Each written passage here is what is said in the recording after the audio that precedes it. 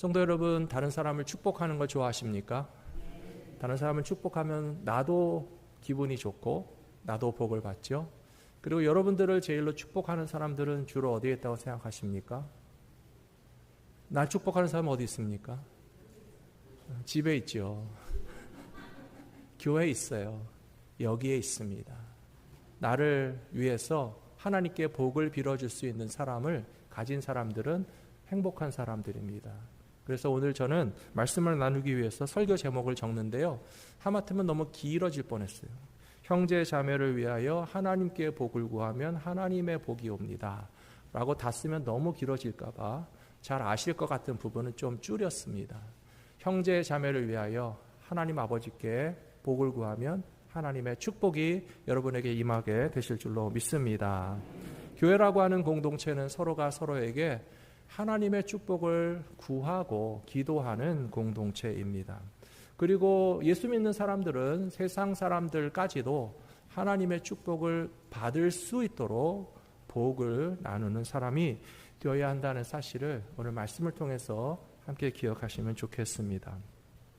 예전에 제가 어렸을 때 한국에서는 구정 설날 하루 이틀 전에 보면요, 마당 앞에 복조리가 툭 떨어져 있는 것을 보게 됩니다. 여러분 그런 거 아세요? 원래 한국 사람들은 복조리를 신년 초에 걸어놔야 복을 받는다고 생각했나 봐요. 그래서 제가 조간신문 주소러 가는 게 제 담당이었는데 아침에 눈 뜨고 겨울에 춥지만 그래도 신문 주워다 드리면 아버지가 좋아하시기 때문에 조간신문을 주워다가 아버지 보시라고 드리는데 어느 날 못 보던 복조리가 마당 앞에 툭 떨어져 있는 거예요. 어머니에게 이게 뭐예요? 그랬더니 모르겠다 그러시더니 오후에 누가 띵동 하고 찾아오더니 복조리 값 주십시오 라고 돈 내놓으라고 찾아오더라고요. 그래서 뭐 일종의 판매 서비스라고도 볼 수 있는데요. 요즘 말하는 찾아가는 서비스죠. 누가 복조리 사러 멀리 나갈 필요 없이 앞마당에 던져놓고 돈 내고 사시라는 거예요. 적당한 가격에 서로 축복하는 좋은 마음으로 거래가 됐으면 문제가 없겠지만 점점 가격을 세게 부르더라고요. 복조리 하나 던져놓고 많이 달라는 거예요. 그래서 그 다음부터는 저희 어머니가 안 사시고 도로 가져가라고 그렇게 복조리를 물리시던 것이 생각이 나는데요. 그거는 사실 진심으로 축복받으라는 마음은 아닙니다. 장사 속이에요. 그래서 복조리 던져 놓을 테니까 우리가 파는 물건 사시오 라고 하는 것에서 무슨 복을 받는다는 느낌을 받겠습니까? 좀 잘못된 방법이었다고 생각합니다. 그러나 우리 한국 사람들은 새해가 되면 서로 가족에게 뭘 하시죠? 복 많이 받으세요 라고 하잖아요. 그래서 어린 자녀들이 부모님에게 할머니 할아버지에게 새해 복 많이 받으세요 라고 인사할 때는요, 어떤 사심도 어떤 장삭속도 아니고 진심으로써 어른들께 인사하면서 새해 복 많이 받으세요 인사하고요, 부모님들과 어르신들은 기쁜 마음으로 그래 너희도 복 많이 받아라 라고 하면서 절값도 주시고 세뱃돈도 주시면서 가족이 서로를 축복하는 모습은 정말 아름다운 모습이라고 볼 수가 있습니다. 사랑하는 성도 여러분, 우리가 신앙생활을 하는 이유도 거기에 있습니다. 하나님이 우리를 부르신 이유는 우리에게 복 주시기 위하여 부르셨다는 사실을 믿으시기 바랍니다. 아담과 하와에게 에덴 동산에서 제일 먼저 주신 게 뭔지 아십니까? 복을 주셨어요. 집도 안 주시고요, 차도 안 주시고요, 심지어 옷도 안 주시고요, 빨가 벗고 있는 아담과 하와에게 하나님께서 너희에게 복이 있을 것이다. 하나님 복 주시는 하나님이세요. 아브라함을 75세에 부르신 하나님께서 아브라함을 왜 불렀는지 아세요? 복 주시려고. 너는 복의 근원이 될지라. 너를 축복하는 자를 내가 축복하고 아브라함 너를 저주하는 사람 내가 저주할 거야. 나는 너의 하나님인 것을 모든 사람이 알게 될 것이다 라고 하시는 하나님은 우리에게 축복 주시기를 기뻐하시는 좋으신 하나님이신 것을 믿으시기 바랍니다. 그래서 아브라함이나 이삭이나 야곱은 믿음의 조상들이었던 동시에 하나님의 축복을 받는 조상들이었습니다. 하나님이 주시는 축복에는 놀라운 특징이 있는데요, 독점적이지 않다는 거예요. 차별적이지 않다는 거예요. 우리가 하나님의 축복을 많이 받으면 다른 사람이 조금 받나요? 전혀 그렇지 않아요. 하나님이 주시는 것은요, 모든 것이 무한대예요. 우리가 하나님의 축복을 많이 받으면 옆에 있는 사람은 적게 받을까 봐 미안해 하실 필요가 전혀 없어요. 우리가 하나님의 축복을 엄청 받는데 옆에 있는 사람들도 하나님의 축복을 똑같이 엄청 받아도 하나님의 축복은 부족함이 없어요. 나눠준다고 내 축복이 줄어드느냐? 그것도 아니에요. 여러분 오늘 축복 받으시면 집에 가서 많이 나눠주시게 되기를 축원합니다. 세상에 많이 나눠주시게 되기를 축복합니다. 우리가 축복을 쓰면 쓸수록 새로운 샘물이 솟아나듯이 축복의 통로가 되게 하시고 아브라함처럼 복의 근원 되게 하시는 은혜가 여러분의 삶 가운데 임하시게 될 줄로 믿습니다. 예수님께서 제자들을 파송하시면서 뭐 하라고 하셨는지 아세요? 복을 빌어주라고 하셨어요. 당연히 집집마다 마을마다 가서 복음 전하는 것이고 천국에 관한 이야기를 전하라고 하셨지만 예수님이 하신 말씀 중에 중요한 것은 너희가 거저 받았으니 거저 주라고 하셨어요. 복조리 장사하고는 완전히 방법이 다른 거예요. 복조리 맡겨놓고 돈 받아가는 사람은 장사하는 사람인데요. 예수님은 제자들에게 말씀하시기를 너희는 하나님의 사랑 거저 받았으니 거저 주고 하나님의 구원 거저 받았으니 거저 주고 천국의 기쁜 소식을 거저 받았으니 거저 주라 라고 말씀하신 것을 생각하면 하나님의 축복을 나누는 것에는요 이렇게 마음껏 나눠줄 수 있는 특징이 있다는 것을 여러분 기억하시기 바랍니다. 첫 번째로 그래서 예수님을 믿고 따르는 사람들은 악을 악으로 갚지 않고 도리어 복을 빌어주는 사명을 받았다라고 오늘 말씀에 기록되어 있습니다. 베드로전서 3장 8절에 보시면 마지막으로 말하노니 너희가 다 마음을 같이하여 동정하며 형제를 사랑하며 불쌍히 여기며 겸손하며 악을 악으로 욕을 욕으로 갚지 말고 도리어 복을 빌라 이것을 위하여 너희가 부르심을 받았으니 이는 복을 이어받게 하려 하심이라. 믿음의 사람들이 왜 부르심을 받았습니까? 말씀 보여주시겠습니까? 9절에 보시면 이것을 위하여 너희가 부르심을 받았다. 뭘 위해서 받았습니까? 악을 악으로 갚기 위해서 아니에요. 욕을 욕으로 갚기 위해서 아니에요. 악을 행하고 욕을 하는 사람에게 오히려 복을 빌어주라고 우리가 부르심을 받았다라고 말씀에 분명히 되어 있습니다. 사랑하는 성도 여러분, 원수를 원수로 갚으면 뭐가 남습니까? 뭐 좋은 게 남나요? 나에게 원수가 있는데 원수를 원수로 갚으면 뭐가 남을까요? 원수밖에 남지 않아요. 악을 악으로 갚으면 뭐가 남을까요? 악한 것들만 남아있어요. 피의 희생을 당한 사람의 피로 보복하면 뭐가 남을까요? 피가 낭자할 거예요. 이 세상에 전쟁이 그치지 않는 이유는 네가 나를 피 흘리게 했어? 네가 우리 가족의 피를 흘리겠어? 나도 피로 보복할 거야. 점점 그 피가 많아지고 원수 갚는 것은 끝나지 않습니다. 그러면 욕을 욕으로 갚으면 뭐가 남겠습니까? 욕이 많아지죠. 누가 나한테 욕했어요? 기분 나빠요? 아, 누구는 욕할 줄 모르는 줄 알아? 나도 욕을 할까? 해서 욕을 하면 그 사람이 욕을 듣겠죠. 그러면 욕을 하고 욕을 들은 사람이 가만히 있겠어요? 또 욕을 하잖아요. 그럼 욕을 하고 또 욕을 하고 서로 욕을 하면 둘이서 뭐 하고 있는 거예요? 욕 먹고 앉았는 거예요. 욕을 욕으로 갚으면 욕만 많아지고 피를 피로 갚으면 피밖에 없고 악을 악으로 갚아봤자 악한 것밖에 남지 않는데 도대체 악을 악으로 갚지 않고 욕을 욕으로 갚지 않으면서 도리어 축복하라고 하신 주님의 말씀의 의미는 무엇이겠습니까? 악한 것을 물리치는 방법은요, 선으로 악을 이기셔야 돼요. 욕을 많이 먹고 싶지 않으시면요, 욕을 하나도 안 하시면 돼요. 그러면 한두 번은 듣겠죠. 기분 나빠요. 하지만 욕하는 당신이 잘못이지 하고 꾹 참고 삼키면 적어도 내 입에서 욕 나가지 않고 나를 향한 욕도 더 이상 못하게 될 것이니 욕을 욕으로 갚지 않고 악을 악으로 갚지 않고 도리어 축복하고 선으로 악을 이기실 수 있는 믿음의 백성들이 되시기를 축원합니다. 로마서 12장 20절에도 사도 바울이 로마교회 성도들에게 말하기를 너의 원수가 배가 고프고 목마른 것 같으면 먹여주고 채워줘라. 그러면 네가 숯불을 그 머리에 쌓아놓는 것 같으리니 악에게 지지 말고 선으로 악을 이기라 하신 말씀대로 원수에게까지 하나님의 축복을 나누어 주실 수 있는 저 여러분들이 되실 줄로 믿습니다. 두 번째로 축복을 받을 사람들은 악한 말을 그치고 화평을 추구하면서 의의 길로만 행하는 사람들입니다. 예수님의 형제였고 예루살렘 교회 지도자였던 야고보 사도가 야고보서를 썼거든요. 야고보서에 보시면 나오는 말씀이 있는데요. 어떻게 하나의 샘물에서 단물과 쓴물이 동시에 나올 수 있겠느냐, 그런 표현이 있어요. 여러분 경험해 보셨죠? 산골짜기 가다가 옹달샘 혹은 약수터 물 드셔보셨습니까? 좋은 약수터의 물은요, 계절에 따라서 수량은 조금 달라질 수 있어요. 비가 오는 장마철 뒤에는 양이 많아지고 또 좀 가물 때는 좀 양이 적어지지만, 그러나 가서 먹어보면 1년 내내 물맛이 똑같습니다. 그런데 어느 날은 이 약수터의 샘물이 달콤하고 시원하다가 어느 날은 너무 탁하고 써서 못 마실 것 같은 물이라면 그건 잘못된 거예요. 아예 가지 마셔야 돼요. 거기 오염됐다는 것을 알 수가 있어요.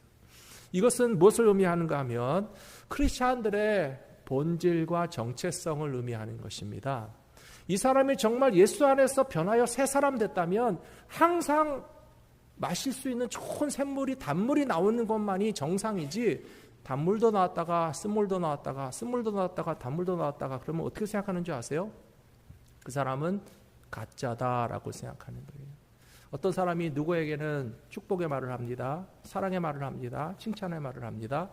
똑같은 그 입으로 어떤 사람에게는, 그리고 때로는 심지어 우리들에게까지도 원망의 말을 하고 저주의 말을 하고 상처 주는 말을 하고 나쁘고 쓴 말을 한다면 여러분 그 사람의 본질에 대해서 의심하게 되지 않으시겠어요?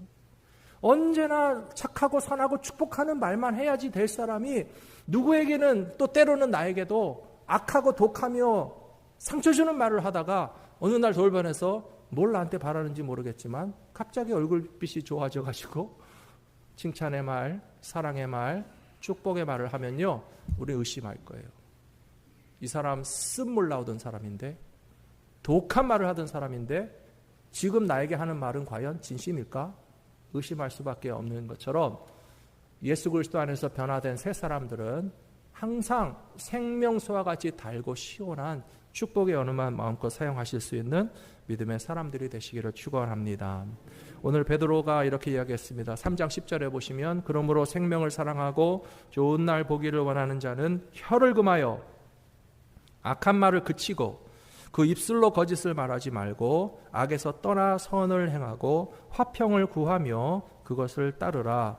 주님의 눈은 그렇게 하는 의인들을 향하시고 주님의 귀는 그렇게 행하는 의인의 간구에는 귀 기울이시지만 또한 주님의 얼굴로서 악한 자들은 대적하여 주실 것이다 라고 하신 말씀처럼 항상 그리스도 안에서 변하여 새 사람 된 아름다운 향기와 시원한 생명수만 뿜어내실 수 있는 믿음의 사람들이 되시기를 축복합니다.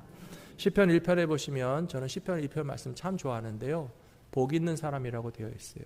이 자리에 계시는 모든 성도들이 다 복 있는 사람인 줄로 믿습니다. 오늘 하나님께 나올 때 여러분 복 받기 위해서 오셨죠? 하나님이 이 축복을 주실 줄로 믿습니다.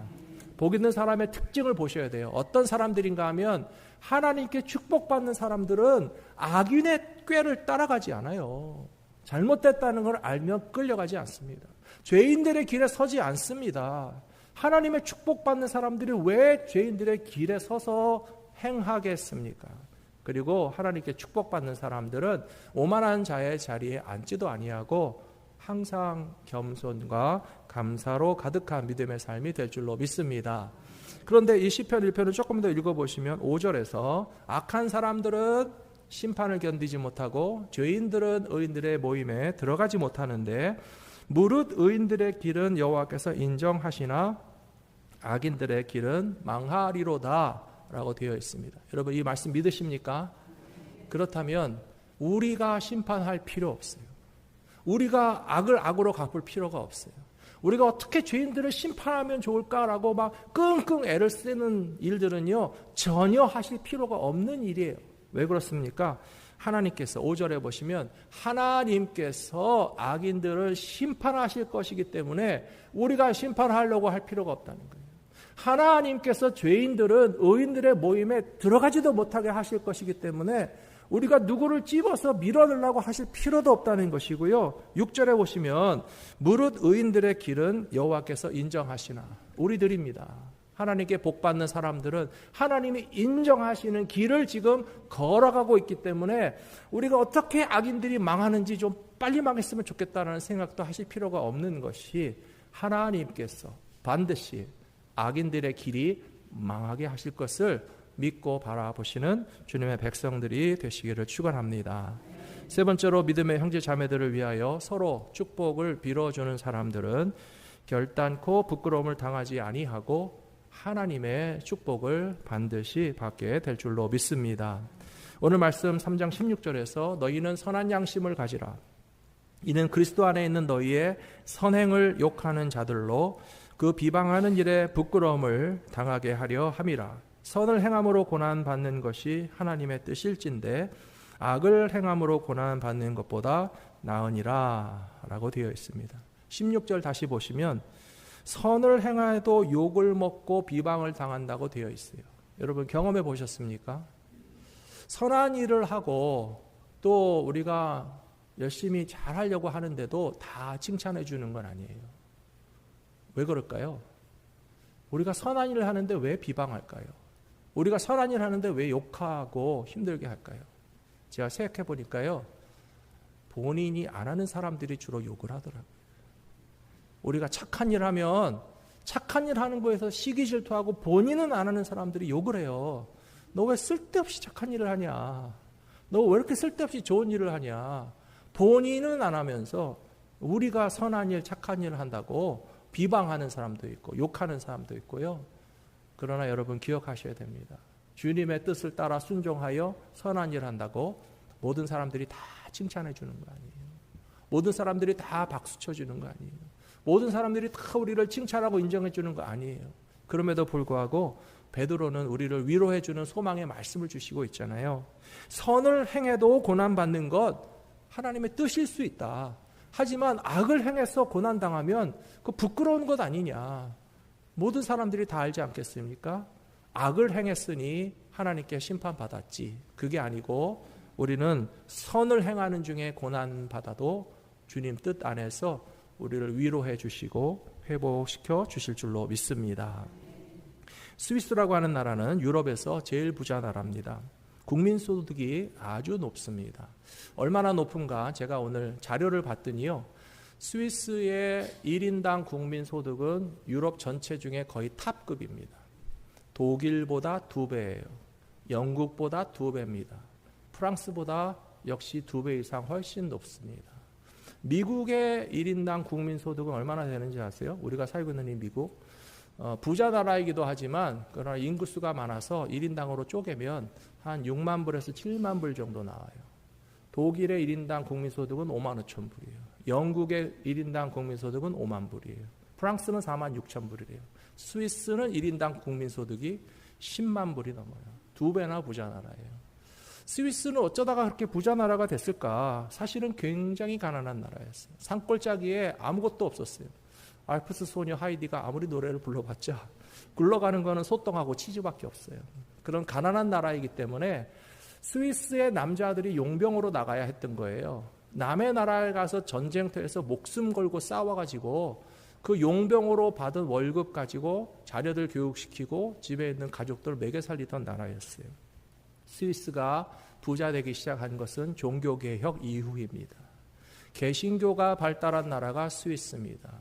장 칼벤과 같은 개신교 지도자가 제네바에서 목회를 했습니다. 하나님의 말씀을 가르치는 장로교 목사님이었고요. 또 그 시의 시장으로서 시를 행정하는 정치인이기도 했습니다. 물론 너무 말씀대로 엄격하게 해서 부작용이 없었던 것은 아니에요. 그래서 쫓겨난 적도 있었습니다. 하지만 제발 돌아오라고 그랬어요. 기독교 정신으로 바르게 살고 바르게 가르치면 가난한 나라가 잘 살게 되고 하나님의 말씀 따라 사는 것이 축복이라는 것을 알아서 장칼뱅은 다시 돌아와서 죽을 때까지 목회하고 죽을 때까지 그 도시의 지도자가 되었습니다. 스위스는 잘 아시겠지만 산이 높고 아름답습니다. 알프스 산이 스위스와 이태리에 걸쳐서 만년설이 쌓여 있고요. 산이 높으니까 골짜기도 많고 호수도 많아요. 스위스의 호수가 몇 개인가 제가 알아봤더니 인공지능이 가르쳐줬습니다. 2,000개가 조금 넘는다고. 2,000개가 넘는 작은 나라의 호수가 다 맑고 깨끗하다고 그래요. 그래서 사람들이 건강하고 안전하게 살 수 있고 또 관광객도 많이 와서 스위스에서 산도 보고 호수에서 배도 타고 정말 돈을 많이 쓴다고 하는데요. 어느 도시에서 호수를 잘 관리한다고 자부하는 도시였어요. 물이 항상 깨끗합니다. 오염물질 투척하면 벌금 물립니다. 우리 호수를 깨끗하게 사랑하고 지킵시다 하는 마음이 있었는데 어느 날 그 시를 행정하는 사람이 보니까 좀 이상한 공무원 직책이 하나 있는 거예요. 우리 도시의 호수로 흘러내려오는 옹담샘 샘물을 청소하는 청소부 직분이 있는 거예요. 이거 필요 없다. 우리 도시의 호수가 얼마나 깨끗한데 우리가 알아서 쓰레기 안 버리고 우리가 알아서 오염 안 되게 잘하고 있으니까 굳이 거슬러 올라가서 그 샘물의 옹달샘까지 지키라고 하는 사람 월급 주고 일 시킬 필요 없다. 그래서 잘라버렸어요. 그리고 나서 6개월, 1년이 지나니까 이상한 일이 벌어졌어요. 호수에서는 여전히 쓰레기 투척 못해요. 오염물질 들어가지 못하게 해요. 우리 도시의 호수를 깨끗하게 지키려고 똑같이 노력하고 있는데도 불구하고 옹달샘 샘물을 지키는 사람이 잘리니까 이상하게 물이 오염되고 썩어가기 시작하는 거예요. 도로 가봤더니 그 옹달샘이 맥혔어요. 말랐어요. 썩은 물이 흘러내려오고 있어요. 시작부터 물이 안 오거나 물이 썩은 물이 내려오면요, 끝에 가서 아무리 잘 지키려고 해도 소용없다는 거예요. 저는 예전에 그 글을 읽고 정말 이 세상은 호수구나.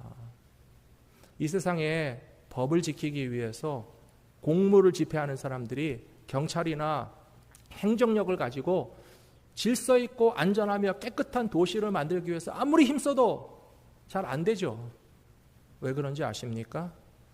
생수가 이 도시로 흘러내려가는 영적인 근원인 교회와 크리스찬들이 비록 작은 옹달샘과 같지만 세상을 향하여서 계속적으로 하나님의 축복과 그 맑고 경건한 것을 우리가 흘려보내줘야 되는 거예요.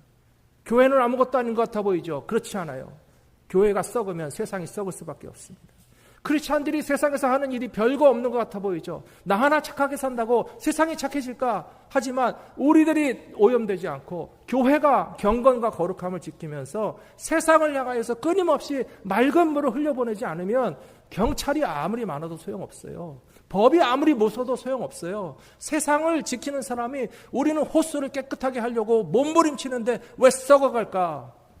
교회가 영적으로 이 세상에 거룩함의 생수를 흘려보내는 영적인 사명을 감당하지 않으면 다 같이 썩어갈 수밖에 없어요.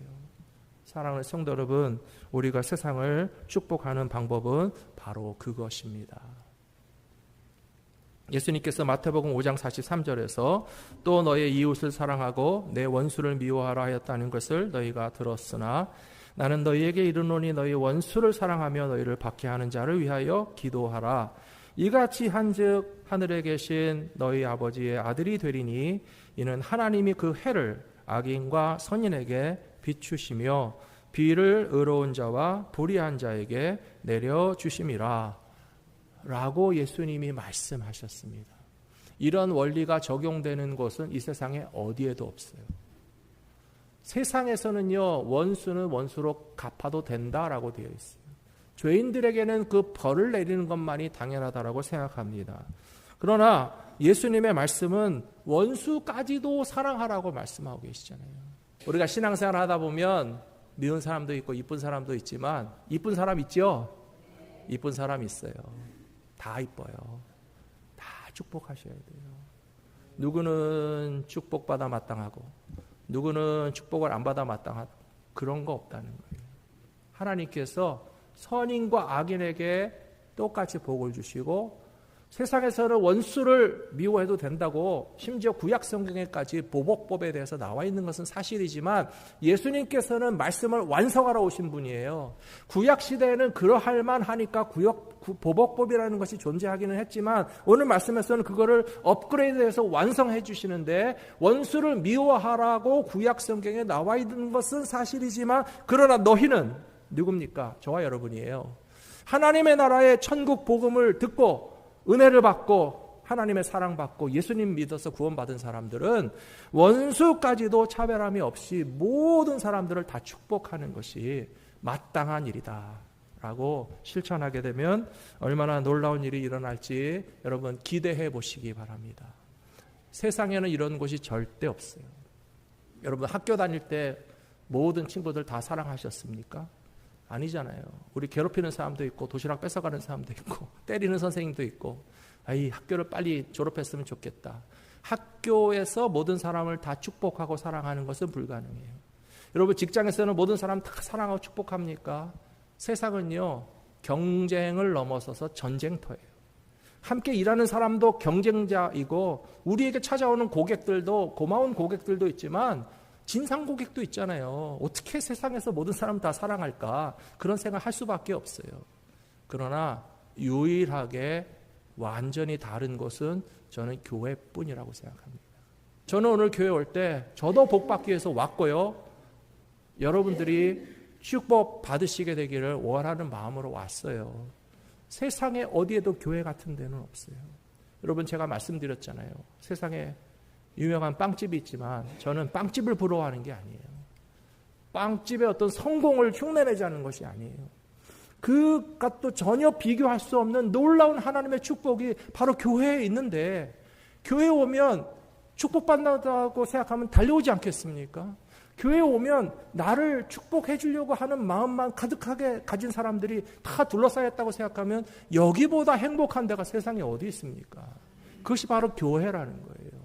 사랑하는 성도 여러분, 우리 교회, 내 교회, 갈보리 믿음교회가 바로 하나님의 축복을 받는 우리 교회고 우리 교회에 계시는 모든 분들이 정말 하나님의 축복을 한 사람도 차별함이 없이 모든 사람이 넘치도록 엄청나게 받았으면 좋겠다 하는 마음으로 신앙생활 한다면 이곳에서 하나님의 나라가 이루어지는 기쁨을 누리시게 될 줄로 믿습니다.